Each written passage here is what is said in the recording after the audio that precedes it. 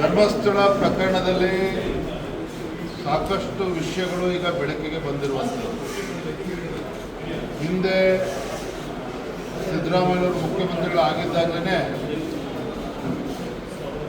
ಏಕಾಏಕಿ SITಗೆ ಆದೇಶ ಮಾಡಿದಾಗ ಸಾಕಷ್ಟು ಅನುಮಾನಗಳಿಗೂ ಕೂಡ ಎಡೆ ಮಾಡಿಕೊಟ್ಟಿದ್ರು. ಯಾಕೆಂದರೆ ಅಂದಿನ ಮುಖ್ಯಮಂತ್ರಿಗಳು ಒಂದಿನ ಮುಂಚಿತವಾಗಿ ಹೇಳ್ತಾರೆ ಯಾವುದೇ ತನಿಖೆ ಅವಶ್ಯಕತೆ ಇಲ್ಲ ಅಂತೇಳಿ. ಆದರೆ ಮಾರನೇ ದಿನವೇ ಏನು ಕೆಲವು ಪಟಭದ್ರ ಹಿತಾಸಕ್ತಿಗಳು ಮುಖ್ಯಮಂತ್ರಿಗಳನ್ನು ಅವರ ಸ್ವಗೃಹದಲ್ಲಿ ಭೇಟಿ ಮಾಡಿದ ನಂತರದಲ್ಲಿ ಮುಖ್ಯಮಂತ್ರಿಗಳೇ SITಗೆ ಆದೇಶ ಮಾಡಿರುವಂಥದ್ದು ಕೂಡ ನಾವು ನೋಡಿದ್ದೇವೆ.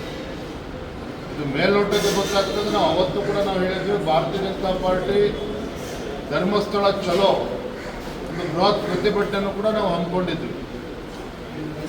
ಇದು ಬಹಳ ದೊಡ್ಡ ಷಡ್ಯಂತ್ರ. ಧರ್ಮಸ್ಥಳ ಮಂಜುನಾಥೇಶ್ವರನ ಸನ್ನಿಧಿಯಲ್ಲಿ ಒಂದು ಕಳಂಕ ತರುವಂಥ ಒಂದು ಷಡ್ಯಂತ್ರ ನಡೆದಿತ್ತು.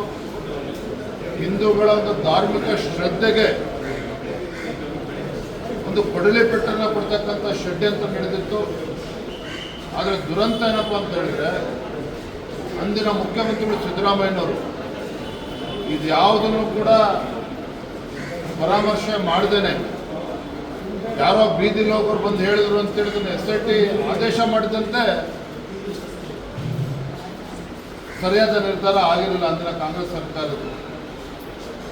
ಈಗ ಗೊತ್ತಾಗ್ತದೆ ಯಾವ ರೀತಿ 100 ಕೋಟಿ ಇದರಲ್ಲಿ ಇನ್ವಾಲ್ವ್ ಆಗಿದೆ, 100 ಕೋಟಿ ಇದರಲ್ಲಿ ತೊಡಗಿಸ್ಕೊಳ್ತಾರೆ ಅಂತ ಹೇಳಿದ್ರೆ ಈ ವಿದೇಶಿ ಶಕ್ತಿಗಳ ಕೈವಾಡವು ಇದರಲ್ಲಿ ಎಷ್ಟಿದೆ ಅನ್ನೋದು ಕೂಡ ತನಿಖೆ ಆಗಬೇಕಾಗ್ತದೆ.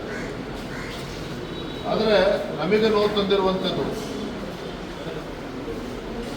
ಕಾಂಗ್ರೆಸ್ ಸರ್ಕಾರ ಇಂಥ ಷಡ್ಯಂತ್ರಗಳಿಗೆ ಶಕ್ತಿ ತುಂಬುವಂಥ ಕೆಲಸ ಮಾಡಿದ್ರಲ್ಲ, ಇದು ನಾಡಿನ ದುರಂತ.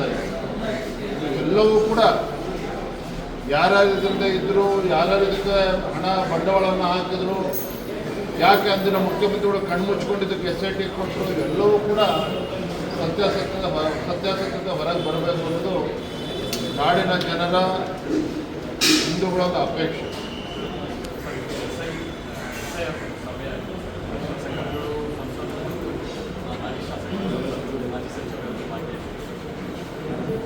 ಶಾಸಕರು, ಮಾಜಿ ಶಾಸಕರು ಮತ್ತು ಚುನಾವಣೆ ಸ್ಪರ್ಧೆ ಮಾಡಿದಂಥ ಪ್ರಮುಖರ ಜೊತೆಯಲ್ಲಿ ಇನ್ನು ಮತದಾರರ ಪಟ್ಟಿಯ ಪರಿಷ್ಕರಣೆ SIR ಇದ್ರ ಬಗ್ಗೆ ಚರ್ಚೆಗಳು ಆದವು. ಬಹುತೇಕ ಎಲ್ಲ ಮುಖಂಡರ ಅಭಿಪ್ರಾಯ ಏನಂತ ಹೇಳಿದ್ರೆ, ಕೇಂದ್ರ ಚುನಾವಣಾ ಆಯೋಗ ತೀರ್ಮಾನ ಮಾಡಿದ ನಂತರ ನಡೀತಾ ಇರುವಂಥ ಈ SIR ರಾಜ್ಯ ಸರ್ಕಾರ ಎಲ್ಲೋ ಕಲ್ಲು ಹಾಕುವಂಥ ಕೆಲಸ ಮಾಡ್ತಾ ಇದ್ದಾರೆ. BLOಗಳಿಗೆ ಸರಿಯಾದ ರೀತಿ ಮಾರ್ಗದರ್ಶನವನ್ನು ಅಥವಾ ಆದೇಶವನ್ನು ರಾಜ್ಯ ಸರ್ಕಾರ ಮಾಡ್ತಾ ಇಲ್ಲ. BLOಗಳನ್ನು ದುರುಪಯೋಗ ಪಡಿಸ್ಕೊಂಡು ಅಂದರೆ ಯಾವ ಉದ್ದೇಶದಿಂದ SIR ಆಗ್ತಾ ಇದೆಯೋ, ಡೂಪ್ಲಿಕೇಟ್ ಹೆಸರನ್ನ ಕೈ ಬಿಡುವಂಥದ್ದಾಗಲಿ, ಸದ್ಯದ ಹೆಸರು ಇನ್ನೂ ಕೂಡ ಮತದಾರರ ಪಟ್ಟಿಯಲ್ಲಿ ಅದನ್ನು ಕೈ ಬಿಡತಕ್ಕಂಥದ್ದು ಹೆಸರಾಗಲಿ, ಈ ಥರ ಸ್ವಚ್ಛಗೊಳಿಸ್ತಕ್ಕಂಥ ಕೆಲಸ ಆಗಬೇಕಾದ್ರೆ ಇದು ಸರಿಯಾದ ರೀತಿಯಲ್ಲಿ ಕರ್ನಾಟಕದಲ್ಲಿ ಆಗ್ತಾ ಇಲ್ಲ. ಇದಕ್ಕೆ ರಾಜ್ಯ ಸರ್ಕಾರ ಎಲ್ಲೋ BLO ಮುಖೇನ ಅಡ್ಡಿಪಡಿಸುವಂಥ ಕೆಲಸ ಮಾಡ್ತಾ ಇದ್ದಾರೆ ಅನ್ನೋ ಭಾವನೆ ಬಹುತೇಕ ಎಲ್ಲರಿಗೂ ಕೂಡ ವ್ಯಕ್ತ ಆಗಿರುವಂಥದ್ದು. ಹಾಗಾಗಿ ಮುಂದಿನ ದಿನಗಳಲ್ಲಿ ಇದ್ರ ಬಗ್ಗೆ ಯಾವ ರೀತಿ ನಮ್ಮ ನಡೆಯಬೇಕು ಎಲ್ಲರೂ ಕೂಡ ಚರ್ಚೆ ಮಾಡಿದ್ದಾರೆ.